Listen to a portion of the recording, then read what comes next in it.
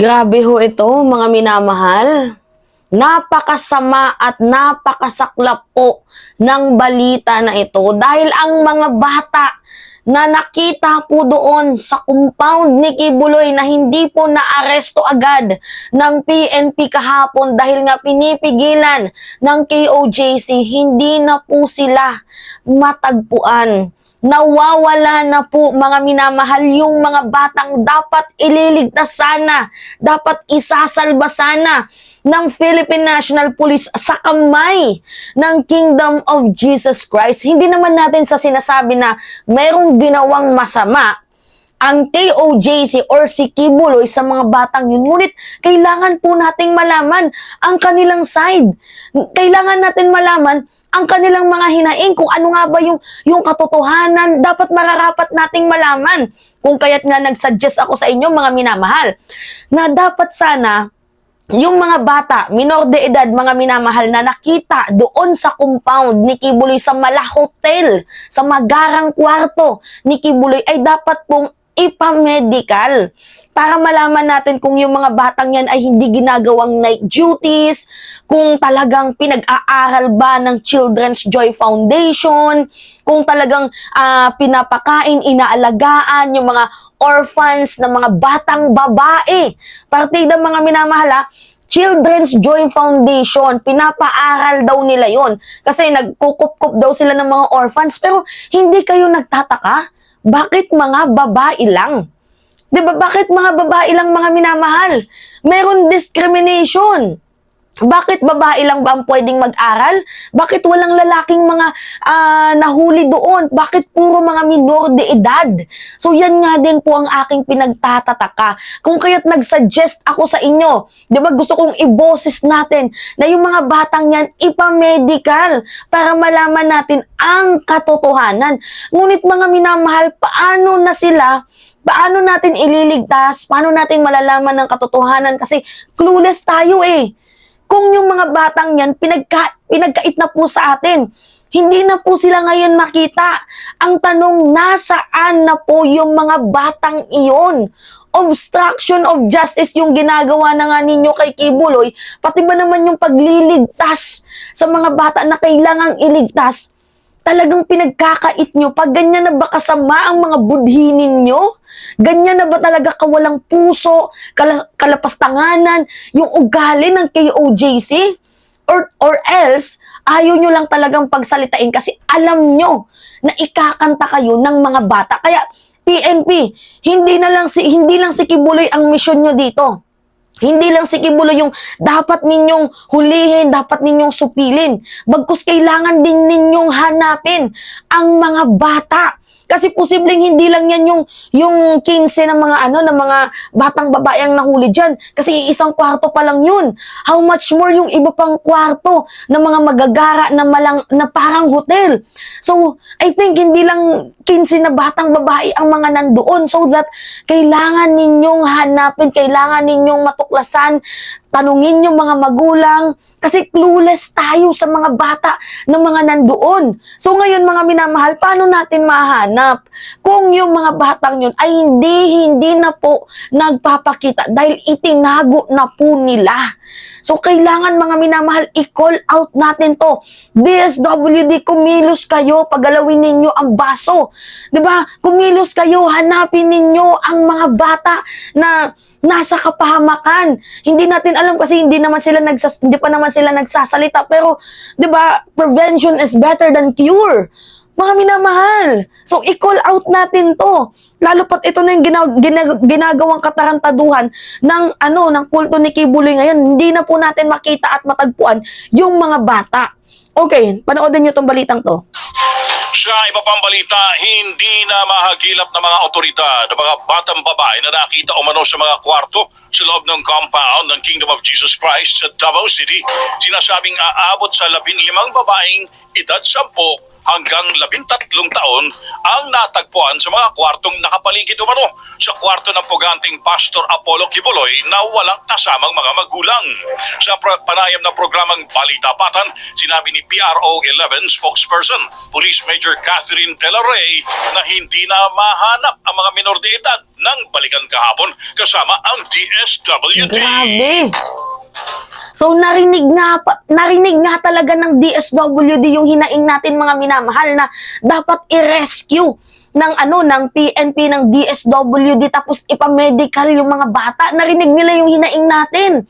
'Di ba? Pero paano na natin maililigtas yung mga bata and also Stephanie Ibarra na kasama ni Kibuloy sa tunnel kung yung mga babaeng yun, yung mga batang minor de edad na yun na walang kalaban-laban ay tinago na nila. Hindi na nila pinakita. Kaya nga hindi lang ito dapat yung mission na hulihin na yung puganting si Kibuloy. Dapat hanapin din yung mga biktima na nakatago dyan sa Kingdom of Jesus Christ. Kaya nga sinasabi ko sa inyo mga minamahal, hindi na to about kay Kibuloy. 'Di ba, mas mabuti na lang hinalughog ng PNP yung KOJC para malaman kung ano yung mga darkest to the dark na secret ng ng compound na yan. 'Di ba, baka katulad ng sinabi ko sa inyo, merong nakitang bomba, mga wire, tapos ngayon may mga bata. Ano pa kaya yung susunod? Baka malay nyo, dyan din yung laboratory ng hindi naman natin sa sinasabi, bagkus wag naman sana, baka may makitang laboratory dyan ng droga or kung ano-ano pa, mga minamahal.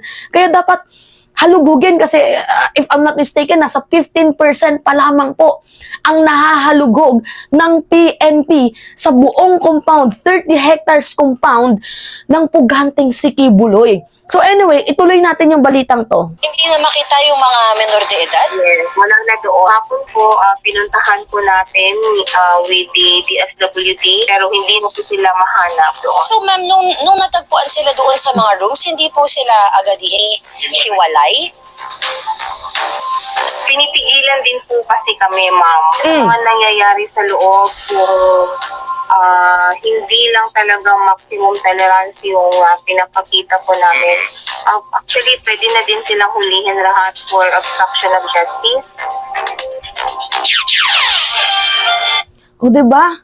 Hindi lang po maximum tolerance ang ginagawa ng PNP. Kasi mga minamahal, kung totoo na pinapaaral yung mga batang dyan, yung mga batang nakita doon ng mga minor de edad dahil nga sa pangangalaga under the Children's Joy Foundation, wala kayong dapat ikatakot yung KOJC kung magsalita man yan. Kasi aamin at aamin yung mga bata na wala naman hindi naman kami ginagalaw, lalo pat kung sundan din ng medical, tapos makita na hindi naman sila positive na biniberada, binabarena, ginagawang night duty sa mga lalaki dyan.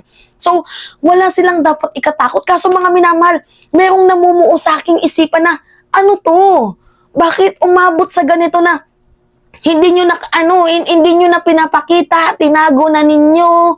'Di ba, bakit umabot sa puntong ganito? So meaning mga minamahal, merong tinatago. Yun yung totoo dito. Merong tinatago ang KOJC. Merong dark dito sa Children's Joy Foundation. Yung mga batang orphan, yung mga batang kinuha sa magulang dahil walang pampaaral. Hindi natin alam, yung iba baka ginagawang night duties, yung iba pinapanlimos. Hindi natin alam mga minamahal kasi clueless tayo eh. So dapat kailangang mahanap, mailigtas, 'di ba? Yung mga batang nakita, lalo pat minor de edad yun. Pag tumanda sila, magkakaroon sila ng trauma na dadalhin nila habang buhay, mga minamahal. Yung trauma yun, hindi na po yun matatanggal. So hanggat maaga pa, kailangan putulin na yun. Bigyan sila ng magandang kinabukasan. Totoong pag-aralin sila. Kaya DSWD, huwag kayong titigil. Huwag kayong titigil sa kakahanap. Hindi lang PNP dito yung naghahanap. Dapat kayo rin.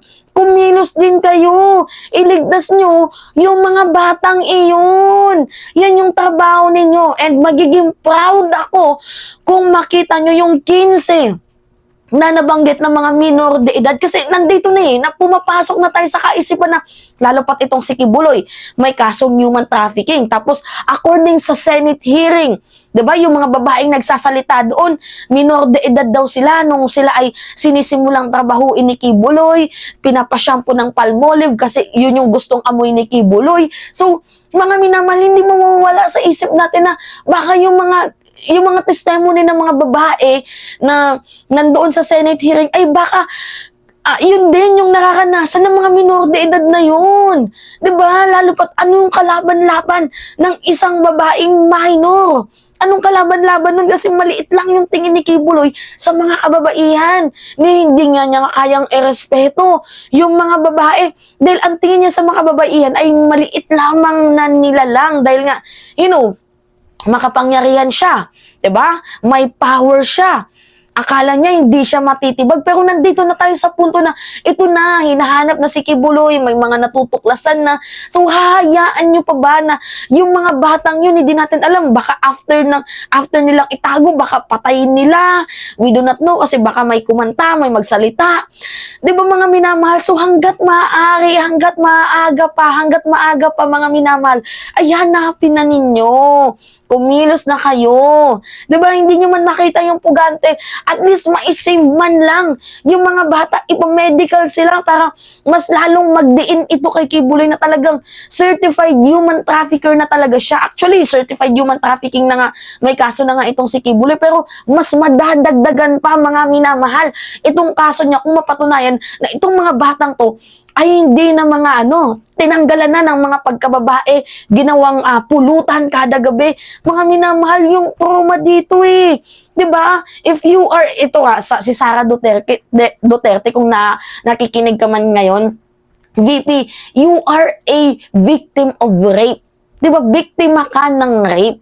And yet, hinahayaan mo lamang yung mga ganitong pangyayari. Anong mukha yan, VP? Kaya nakakagalit na, nakakainis na, nakakasakit ng damdamin.